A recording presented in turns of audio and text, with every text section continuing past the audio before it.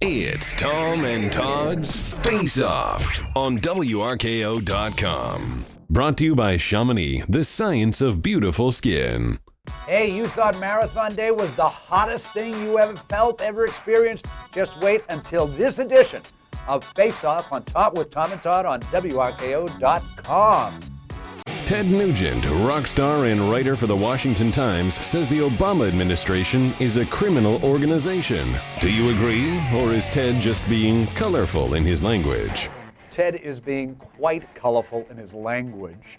The notion of criminalization of political differences, policy differences, is absurd. It's an absurdity that finds more and more traction in our silly society because you disagree with Obama on debts, deficit spending, taxes, all the rest of that stuff. He says Hillary Clinton is a criminal. For what? Flying around the world trying to make sure the world doesn't explode? Did you see her dancing the other night in Colombia?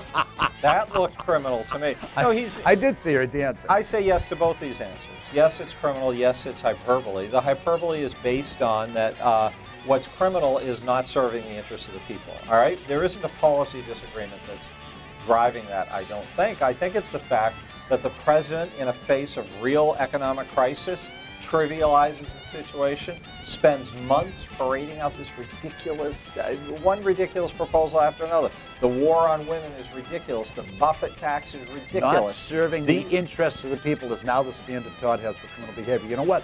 That applies to every single president in the history of the United States. I disagree. This is just blatant ignoring what's needed by the country and putting politics first. Set it all straight. You got an election in November. You have an election in November. That's how you cure the ill. Hopefully we'll set it straight. But when you have the liar-in-chief out there deceiving the American people as aggressively with the big machinery of the federal government as he is, it's tough. They were dropping like flies at the Boston Marathon. Should the marathon be canceled in the name of public health and blame it as another casualty of global warming?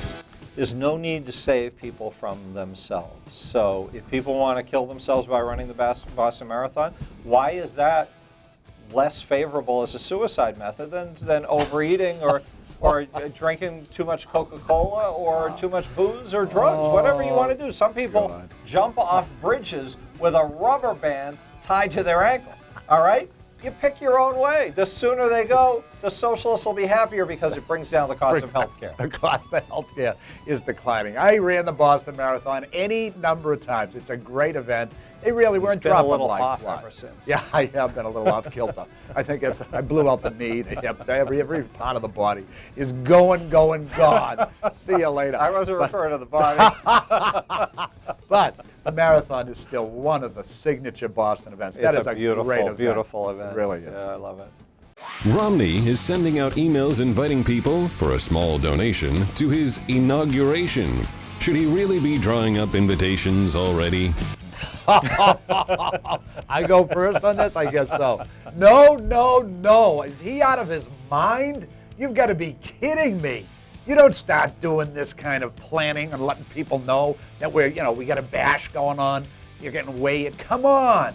Phrase it in terms of what is needed. Hey, look, I'm going to need some resources. I'm taking on this guy. He's going to have a bundle. I think I offer a different vision, a better vision. Sign up for my vision of the future. Let's go. Get on Romney train.